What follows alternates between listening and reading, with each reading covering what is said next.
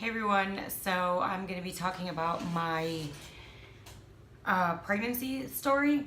I got pregnant on our first try.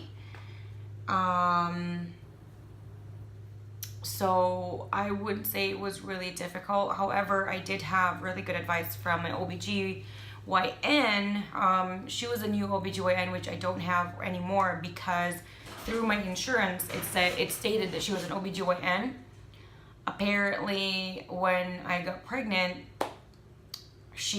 when I called to set up an appointment, because I found out I was pregnant, they said, oh, she's just a gynecologist now and she doesn't do the OB part. And I said, well, that's still on the website of my insurance, so you might have to correct that. They actually told me that they did try to contact the insurance already a few times and try to correct it.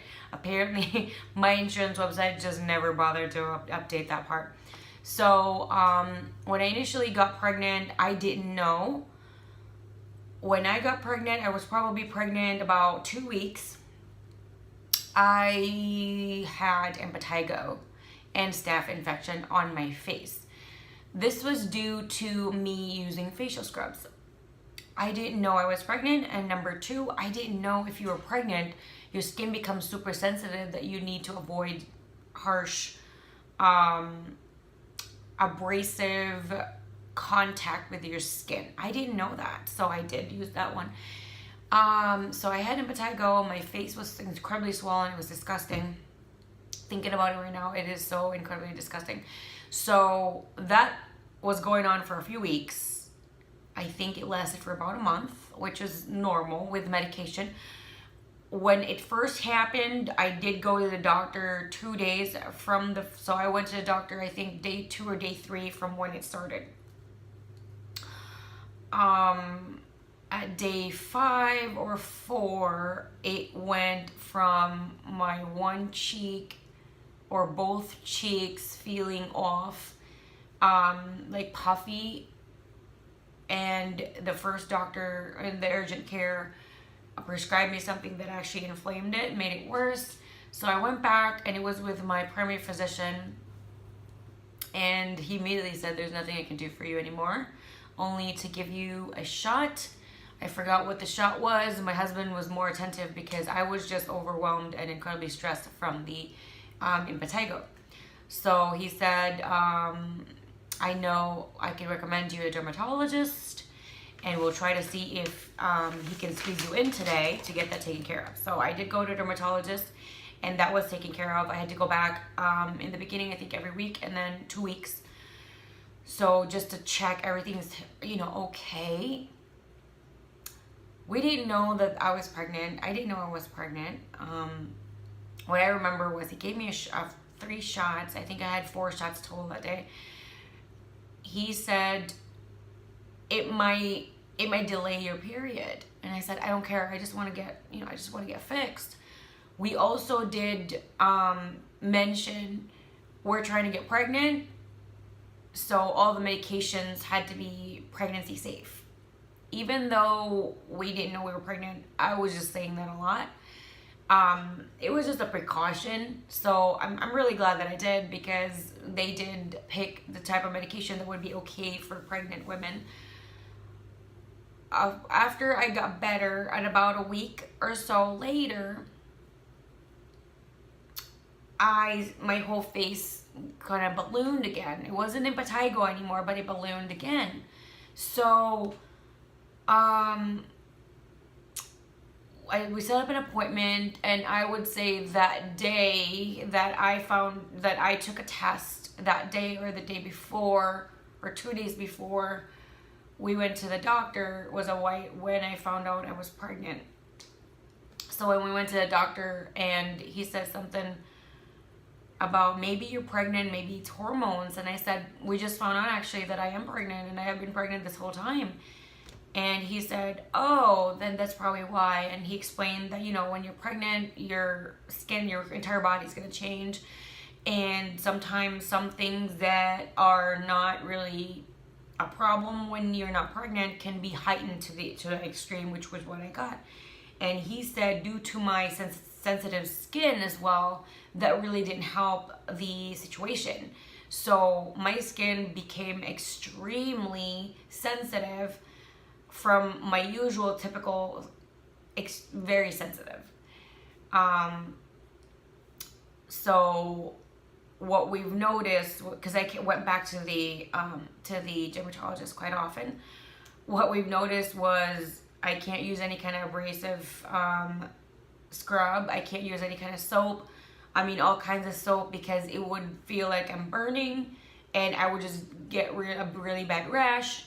Also, I needed to put sunscreen on all the time. I bought actually a 110 SPF sunscreen because I would burn really fast. If I stayed outside under the sun for literally over 2 minutes, 120 seconds, my skin, my arms, my legs, my face, my neck, whichever is exposed, will just have not just like a regular sunburn, you know, when it's just red. It's not like that. It actually puffs up. It actually looks kind of like irritated, just dermatitis a little bit, but it's just severe sunburn. It's more like you had 2nd degree or 3rd degree burns from cooking or something in that regard, but it was from the sun. So that also happened. At about, probably still in my first trimester, at a certain point, I don't know if it was week 10, week 12, or week 8 or 6, I don't know when. It was before I actually knew I was pregnant. I didn't know I was suffering from I'm trying not to butcher the name, Hyperemesis Gravidarum. That is extreme nausea, and I was extremely nauseous till my water broke.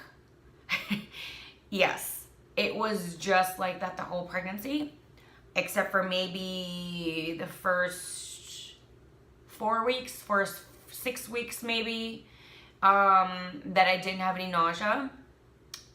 So hyperemesis gravidarum is an extreme sort of nausea that even you don't have any control in your body. You can't go to work. It's hard for you to go to work.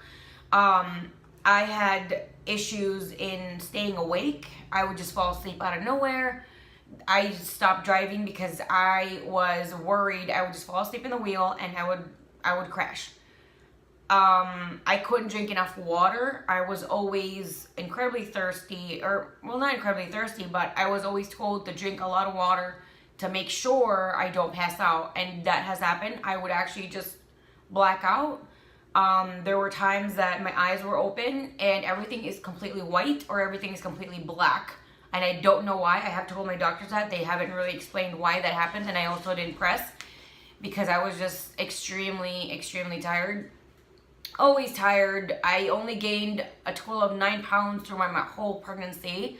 I ate a lot. I drank a lot of water. I always drank a lot of water, and it always has to be cold. Instinctually, I just want to do that. After going to childbirthing classes, I found out that the fetus actually enjoys cold water. So it was just instinctually, and I listened to my body. I listened to what my body needed, what my body wanted, and so I just stuck to cold water the whole time. I usually don't like a lot of cold water, but I don't know what it was. I'm sorry. That's my dog just barking. I'm sorry. I'm sorry you got to hear that, but she's probably seeing the neighbors playing, having fun, and for whatever reason she's barking. So anyway, hyperemesis. So anyway, the nausea was able to be taken control. I was taking medication for it. It was prescribed medication, of course. Before that, I was taking lemon candy because I had to have a doctor due to the doctor that I was seeing wasn't really going to be dealing with me anymore because that's not her expertise anymore. And the prior OBGYN that I had, I didn't like her. She wasn't very nice. Her office was horrible. And anyway, I don't want to keep mentioning that, but horrible office. I think the doctor was decent. She wasn't the best, but she was okay, and she was close to where we lived. Her office was incredibly horrible. Plus, they just charged me for a no-show up fee when I already canceled my appointment, which I think is really ridiculous. I even had the call records, but they said, if you don't do this, we're gonna send it over to collections. So, you know, I just had to pay the no-show fee, whatever.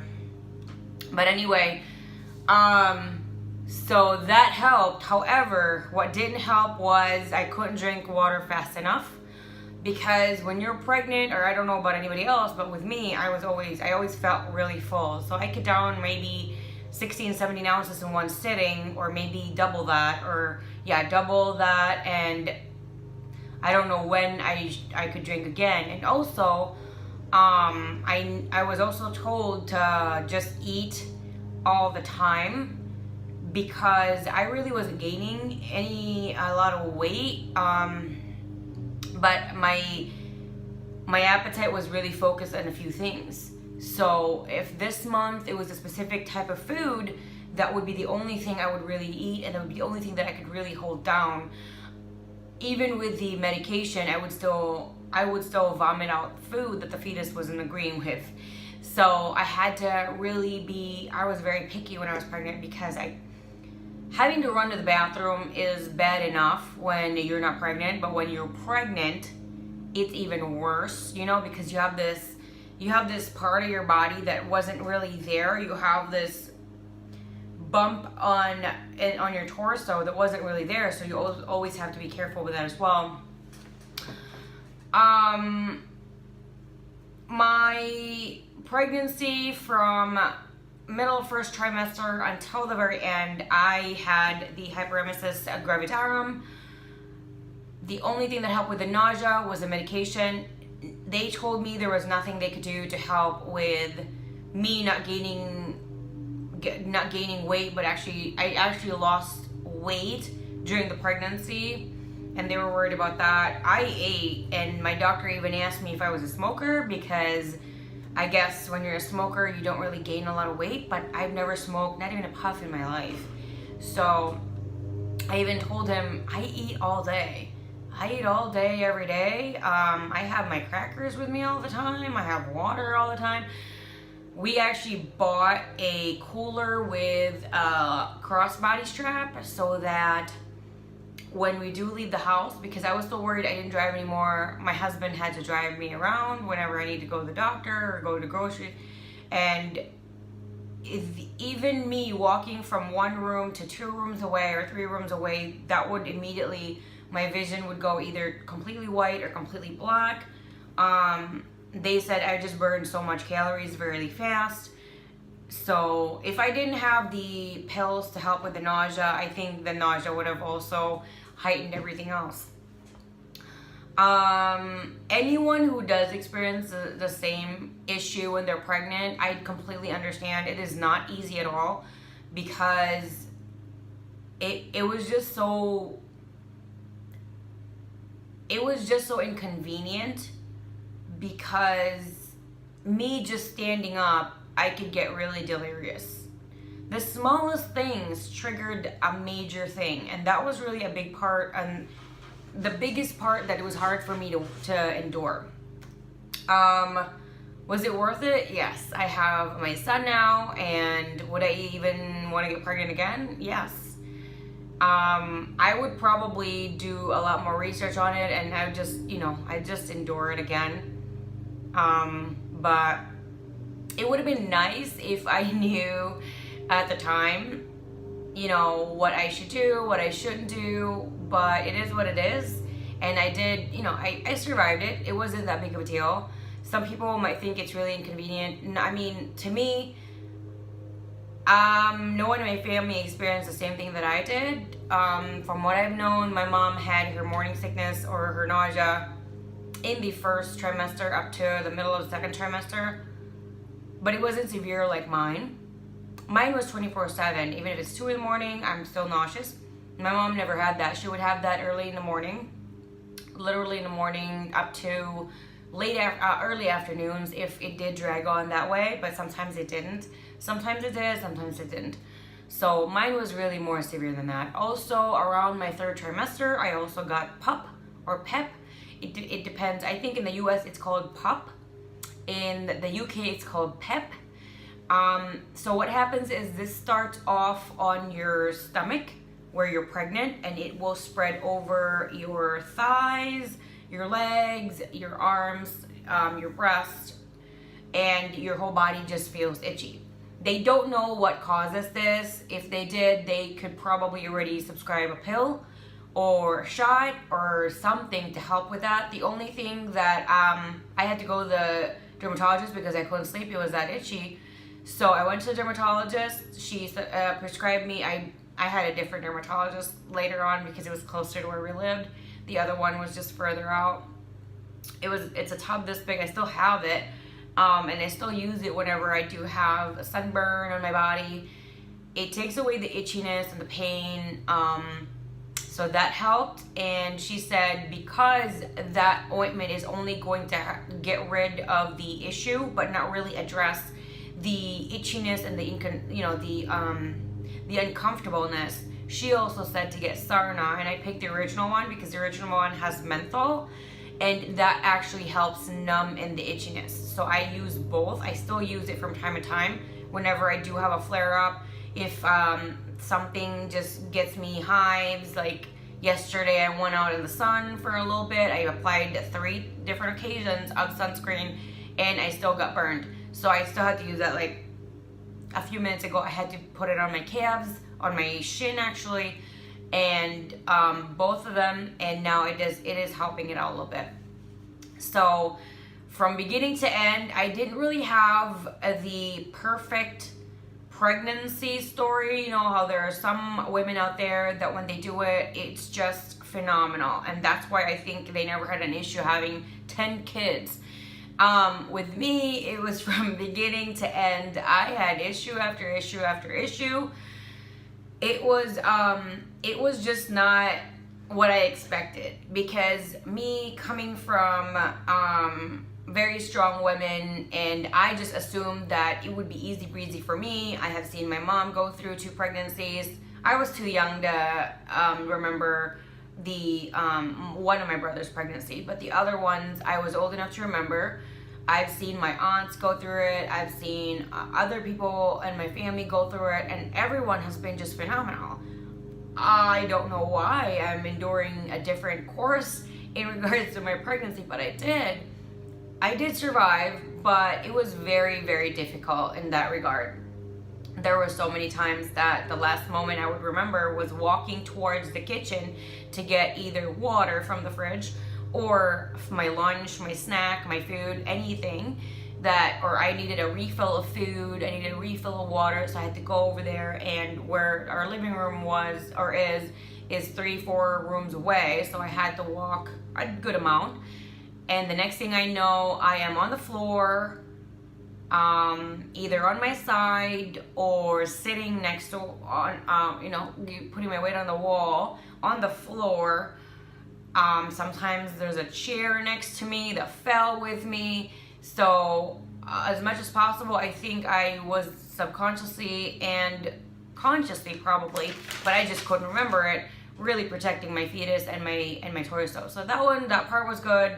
My baby developed healthy, everything that was perfect. I really thought it would be like one of those strong warrior women, you know? Like I didn't need anything and I could just ride the waves during the pregnancy, but that just didn't happen. And there isn't any shame in you having to go through something like this. It just happens. It's not a choice. It definitely wasn't a choice for me. So just make sure you go to the correct facility, like your doctor. You go to a correct doctor or doctors and get the real help that you need.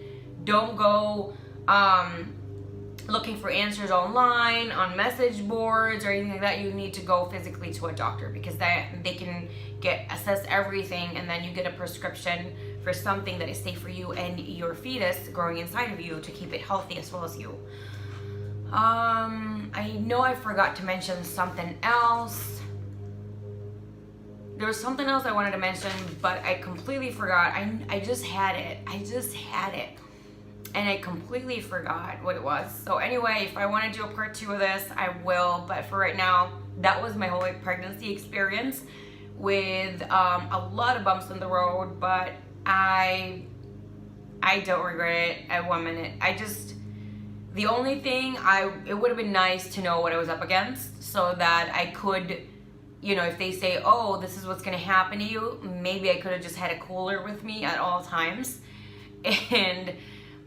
But also when you are pregnant, if you've never been pregnant before, you will have lapses of memory. You will have lapses of just dark spots in your memory as well as your brain of thought. Like, someone will ask you a question and it is so hard to understand. It just goes over your head and you just don't understand what they're talking about. It's very frustrating, but then you also kind of forget what happened.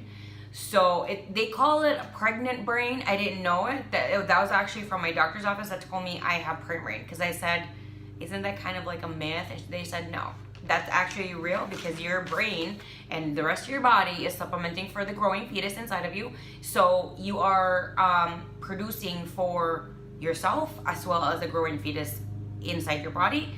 And a lot of times that's why you're going to have these instances. So that is completely normal. That is completely healthy. There is nothing you can do about it. Let's see. I feel like I'm forgetting to add something else.